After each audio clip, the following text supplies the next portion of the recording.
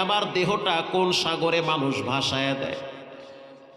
বিশ্বাস করেন, মা সন্তানকে যেই পরিমাণ ভালোবাসে এর চেয়ে কোটি কোটি গুণ রব তার বান্দারে ভালোবাসে।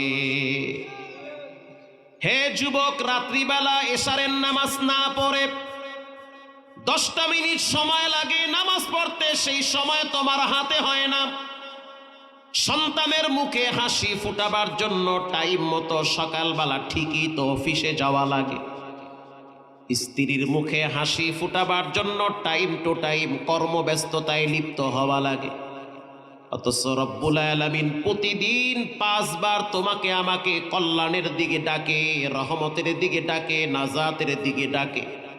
মুসলমানের বাচ্চা নামাজের টাইমেও মসজিদের সামনে দিয়া কানে হেডফোন লাগায়া গান শুনতে শুনতে যায়, নামাজে আসে না।